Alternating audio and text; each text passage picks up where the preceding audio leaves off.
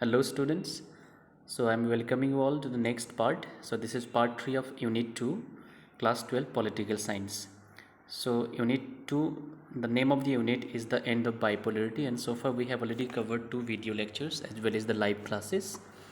So in last classes we have discussed the process through which the Soviet Russia has undergone the disintegration, and prior to this we also have learned about why the reforms were required, or what was the importance of reform in Soviet Union or former USSR, we can say. Okay, so in this video lecture basically we'll try to understand the factors or the causes of disintegration of USSR, and also we'll try to look at the topic of different views on Gorbachev's policies. So let us now move to the next. So here I'd like to show you the map of USSR before 1991.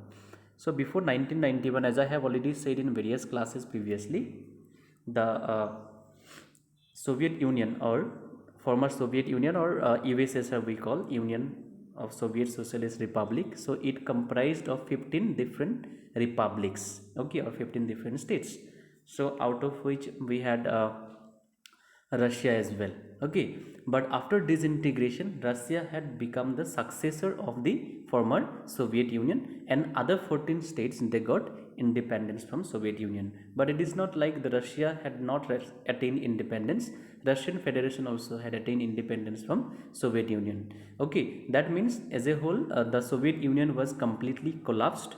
Okay, and then all the 15 states were emerged as the independent or the newly independent nation states, right? So this is the map of Soviet Union or the USSR before 1991, when Russia was called USSR. Okay, and this map you can see here, Russia and then other countries which were actually during the time of Cold War, or the during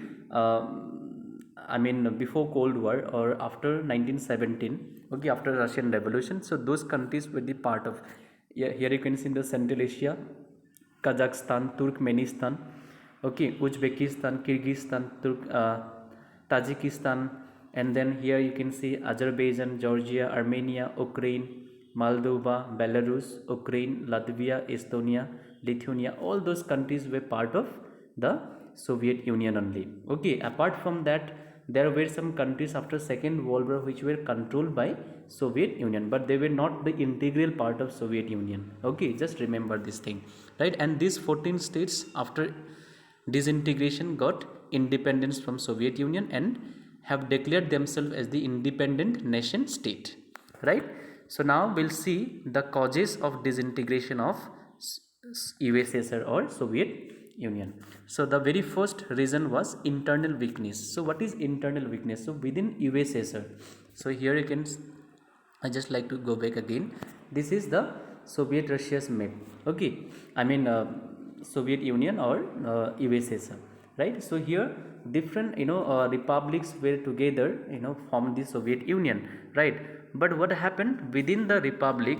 For example, here we have the Kazakhstan, okay, Turkmenistan, Ukraine, Belarus, right? So even Russia also, right? So they might also be having kind of some internal issues like economic or political issues. So let us try to look what kind of internal weaknesses or problems basically the republics have faced during this time. Okay, first of all, political and economic institutions became weak and failed to meet the aspirations of the people. See, whatever political institutions existed in Soviet Union or the economic institutions, all have failed to meet the aspirations. So here aspiration means the desire of the people. Okay, so the government was completely failed to meet the demands or the aspirations of the people. So that is why the people were demanding for the reform, right? Next is economic stagnation for many years led to shortages of basic foods. So there used to be there was economic stagnation. Economic stagnation means like the economic development was neither growing nor it was declining. Okay, so there was a kind of stagnation situation in economic aspect. Okay, so which eventually led to the shortages of basic necessities or the food items basically we can talk about. Okay, so it had fed up the people, right? Then this was because a huge amount of resources used by USSR in maintaining a nuclear and military arsenal. So this economic stagnation or whatever you say economic issues, okay, so these issues have or the crisis where the Soviet Union was undergone, right?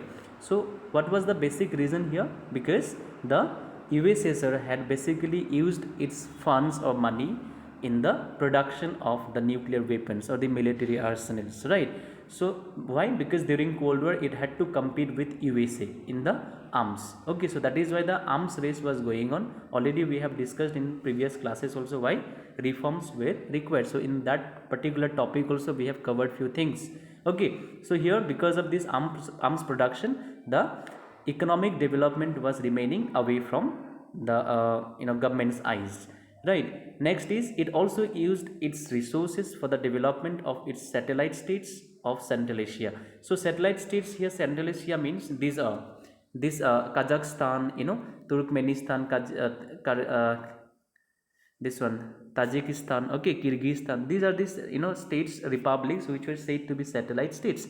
Okay, so basically these states had to be developed. Why? Because if the development will not be taking place in those satellite states, then there was a possibility of disintegration during that time. So that is why the government of Soviet Union focused more on those satellite states instead of its core republics.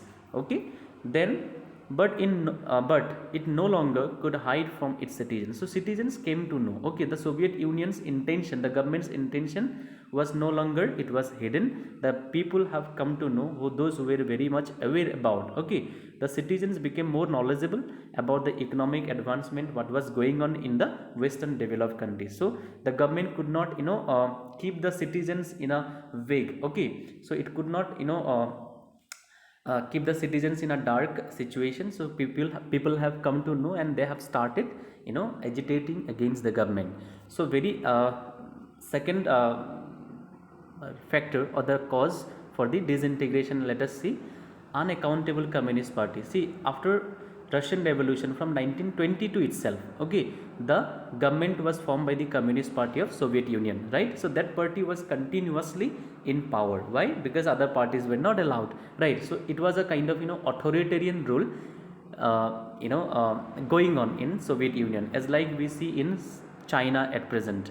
Okay, so this authoritarian party had not allowed the democratic values to prosper us. Okay, I mean the people could not enjoy the democratic rights, freedom of speech and expressions, right? So those things were lagging behind in the Soviet Union. Okay, the people in different republics were very much aware now about those things. Okay, so this resulted resentment among ordinary people. Here resentment means what? Anger, okay, agitations, right? So they were dissatisfied with slow and stifling administration, right? So here slow and stifling administration means what? The administrative machinery which was there, okay, under the authoritarian system, it was not meeting the demands of the people. Okay, it was very slow as people expected or anticipated. It was not going into the equal pace. Okay, and stifling means very much restricted, right? Next, rampant corruption and unwillingness to allow more openness in government has made the situation more worse. Rampant corruption means what? Here rampant, this word's meaning is what? It is saying that uncontrolled. Okay, the corruption was very much, it was in its height, right? So and the government was not willing to allow more openness. So since corruption was there, so if the people if the government will be disclosing, okay, those corruption activities, then people will come to know. So right, that is why government wanted to hide the things, okay, administrative policies or the machinery as much as possible from the citizens, right? So this also had made the people very much disappointed, right? And the situation became very much worst. They also opposed the centralization of authority in a vast land or territory. Okay, so the people have opposed the centralization of authority, means the entire Soviet Union or USSR was being controlled from one particular region, that is called capital, right? So the capital is, already I have said, it was Moscow. Okay, so Moscow was the capital of Soviet Union, and from there all the republics were controlled, right? So how was it possible to control the administration and the governance, okay, from one place, right? So since it's a very very huge country, okay, just you imagine at present also the Russia's size, okay, it's a very very large country in the world and one of the topmost largest country in the world at present, okay. And that time, along with 14 states, it was more larger, right? So this was another reason for the you know disintegration of Soviet Russia. Now, which is most important one, Gorbachev's reform policy. Already we have discussed about Gorbachev's policy. What Gorbachev has done is that he had brought some economic and political reforms. Okay, I have told about perestroika and glasnost, right? What was perestroika? Restructuring, and glasnost means openness. So this last leader of Soviet Union wanted to bring some kind of reforms that people were asking for. Okay, so when he had brought this reforms, so gradually and gradually the things had become very much flexible for the people, and people have started liking the system. Okay, and this is, we can say, one of the very very important factor or cause for the disintegration of Soviet Union. Okay, please go through this. The next is rise of nationalism within the republics. Okay, see, I have told about there were 14. Let me go back again. So here you can see, along with Russia, there were 14. Total 15 republics were there. Okay.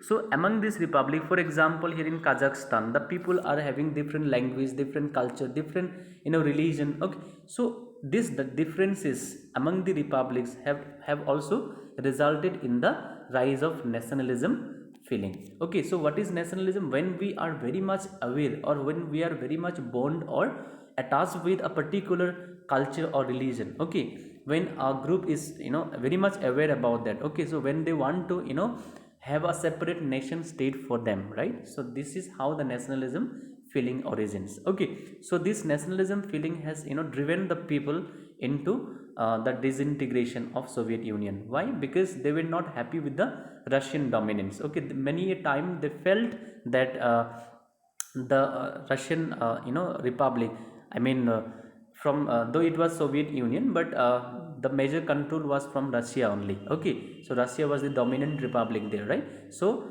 many republics, other republics, were not happy with the dominance of Russian republic. So that is why they wanted to have a separate nation state. So this nationalism feeling had gradually had started originating in the minds of the people in the different republics, right? So this is what the another most important reason for the disintegration. So let us see the point. Second point, you see, this is the most important and immediate cause of the disintegration of USSR. The national feeling was strong among the most prosperous areas in USSR and not in Central Asian republics. See, most prosperous regions were those like Ukraine, Belarus, in those regions. Okay, even in Baltic regions as well. Baltic region means the countries which are near to the Baltic state. Let me show you where the Baltic states are there. So this is, wait, so this is the Baltic Sea.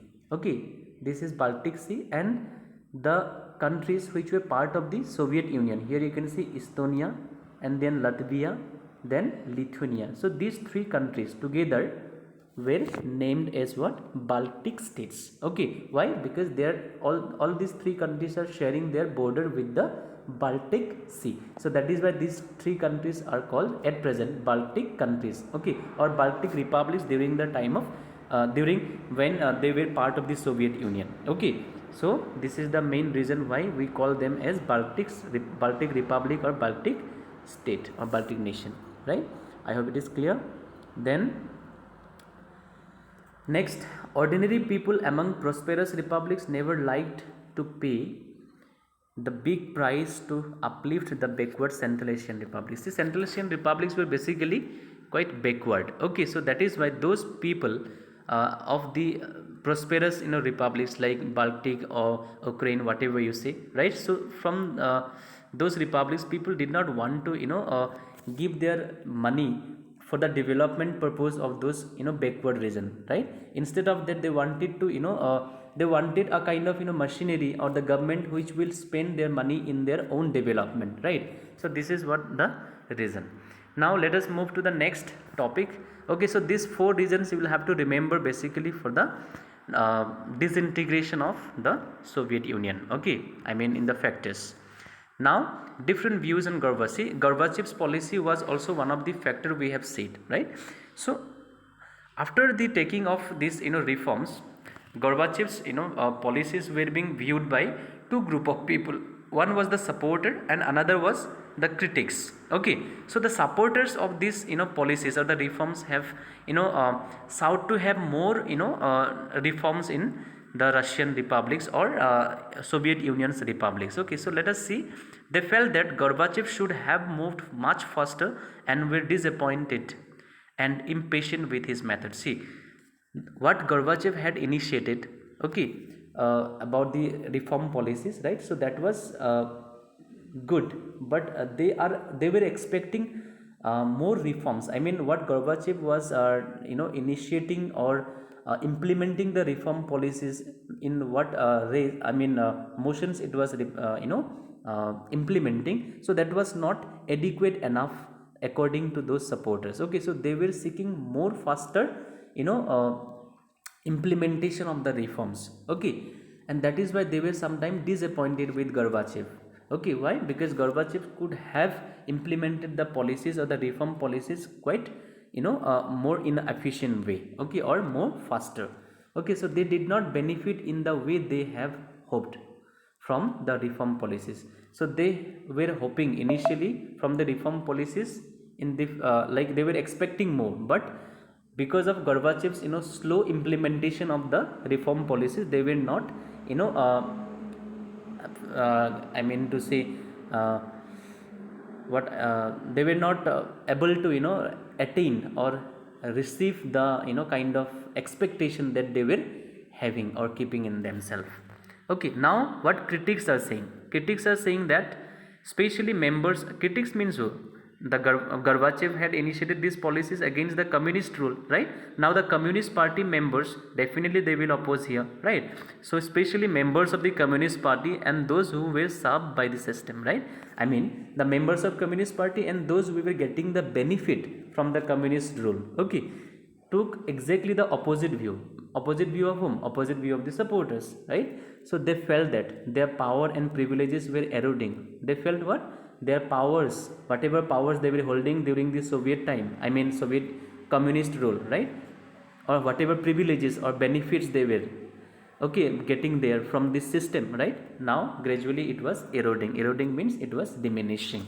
Okay, and Gorbachev was moving too quickly. They felt that Gorbachev was moving too quickly, means the reforms, though it was required, but it should not have been made so fast, okay, as Gorbachev was taking so far there in the Soviet Union.